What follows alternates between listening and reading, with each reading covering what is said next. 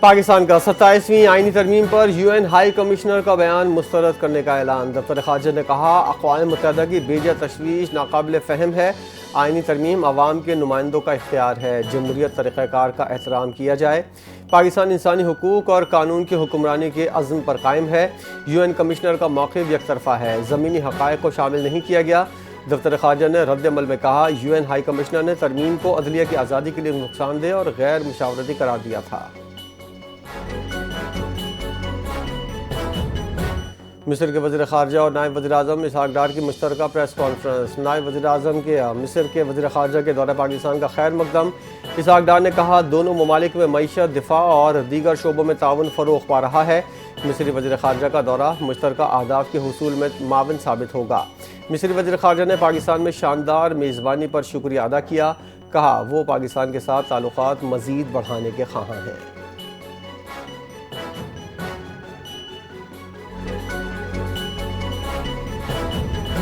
ملک میں دہشت گردی کے کیسز کی تعداد 4000 سے تجاوز کر گئی۔ پختونخوا حکومت اپنے کمزور پروسیکیوشن نظام کے باعث دہشت گردوں کو سزا دلوانے میں ناکام رہی۔ وزیر اطلاعات عطا تارڑ کی ملک میں بڑھتی ہوئی دہشت گردی اور پختونخوا حکومت کی کارکردگی پر تنقید، کہا پختونخوا میں گزشتہ 3 سال کے دوران دہشت گردی کے کسی ایک مقدمے میں سزا نہیں ہوئی۔ پختونخوا میں نان کسٹم پیڈ گاڑیوں کا معاملہ بھی صوبائی حکومت کی ناکامی ہے۔ PTI کا ملک دشمن عناصر کے ساتھ گٹھ جوڑ واضح ہو چکا۔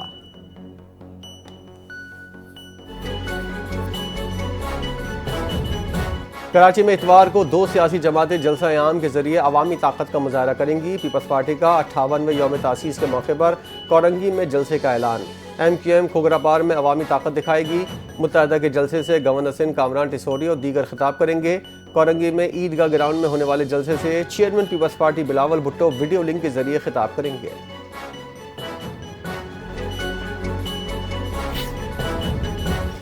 پیپلز پارٹی آج ملک بھر میں اپنا یوم تاسیس منا رہی ہے۔ کورنگی میں مرکزی جلسہ، تیاریاں عروج پر، شہر پارٹی کے جھنڈوں سے سج گیا۔ بلاول سمیت مرکزی قیادت آج جلسے سے خطاب کرے گی۔ 30 نومبر 1967 کو لاہور میں پیپلز پارٹی کی بنیاد رکھی گئی۔ ذوالفقار علی بھٹو پہلے چیئرمین منتخب ہوئے۔ پیپلز پارٹی کے 58 سالہ سیاسی سفر میں جمہوریت کی جدوجہد اور بڑے فیصلے شامل ہیں۔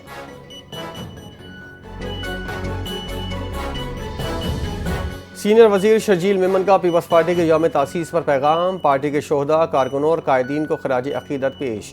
انہوں نے کہا اس دن جدوجہد کی یاد تازہ کرتا ہے جس نے ملک میں جمہوریت کو ہر دور میں زندہ رکھا۔ پیپلز پارٹی انسان کے وقار کی سیاست کرتی ہے۔ پیپلز پارٹی کا سفر عوام کے خوابوں سے وابستہ ہے۔ یہی عوام وابستگی اس جماعت کی سب سے بڑی طاقت ہے۔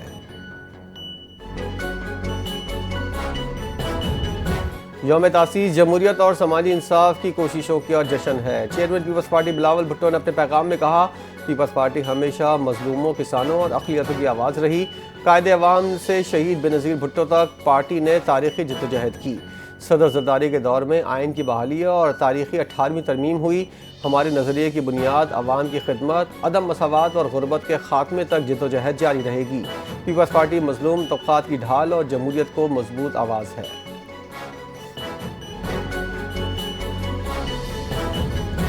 مخصوص عناصر حالیہ ضمنی انتخاب خصوصاً ہری پور کا متنازع بنانے کے لیے بے بنیاد الزامات لگا رہے ہیں۔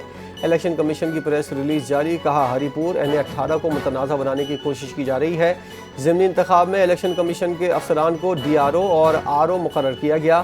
الیکشن کے دن تک کسی نے DRO اور RO کی تعیناتی پر اعتراض نہیں کیا۔ الیکشن ہارنے کے بعد یہ الزامات لگائے جا رہے ہیں۔ الیکشن مکمل ہونے کے بعد تنازعات کے حل کے لیے مختلف فورم موجود ہیں۔ اگر ریٹرننگ آفیسر نے کوئی درخواست وصول کرنے سے انکار کیا تھا تو متفقہ فریق کو الیکشن کمیشن سے رجوع کرنا چاہیے تھا۔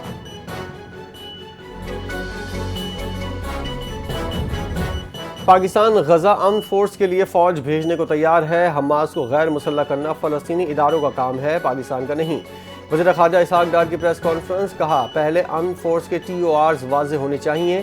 انڈونیشیا نے بھی حماس کے غیر مسلح ہونے پر تحفظات ظاہر کیے۔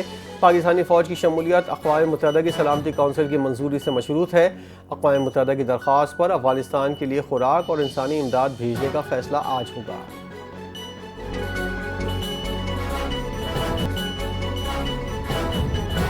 فن لینڈ نے پاکستان، افغانستان اور میانمار میں اپنے سفارت خانے بند کرنے کا فیصلہ کر لیا۔ وزارت خارجہ کی جانب سے جاری بیان میں بتایا گیا ہے کہ یہ اقدام آپریشنل اور اسٹریٹجک وجوہات کی بنا پر کیا گیا ہے۔ یہ فیصلہ فن لینڈ کے ساتھ محدود تجارتی اور اقتصادی روابط کے باعث کیا گیا۔ سفارت خانے بند کرنے کی تیاریوں کا آغاز ہو چکا۔ اسلام آباد، کابل اور یانگون میں قائم سفارت خانے 2026 میں بند ہو جائیں گے۔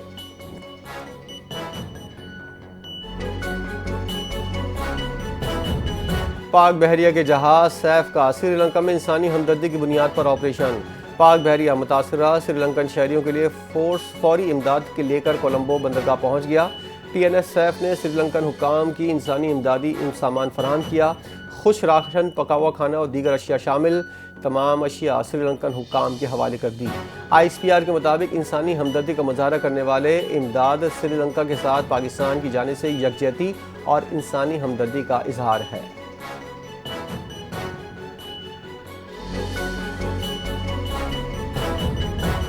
اور ہم انشاءاللہ دوبارہ پاکستان آئیں گے۔ زمبابوے ٹیم کے کپتان سکندر رضا کا وطن واپسی پر ٹویٹ۔ سکندر رضا نے کہا، ہمارے ساتھ جس طرح محبت کا اظہار کیا گیا اس پر ہم سب کی شکر گزار ہیں۔ انشاءاللہ پھر واپس آئیں گے۔ واضح رہے، زمبابوے کی ٹیم پاکستان اور سری لنکا کے ہمراہ سہ ملکی سیریز میں حصہ لینے کے لیے پاکستان آئی تھی۔ ابتدائی طور پر سہ ملکی سیریز میں زمبابوے کی جگہ افغان ٹیم شامل تھی۔ پی سی بی نے زمبابوے سے رابطہ کیا اور سہ فریقی سیریز میں شرکت کی دعوت دی تو زمبابوے کرکٹ بورڈ نے بلا جھجک دعوت قبول کر لی تھی۔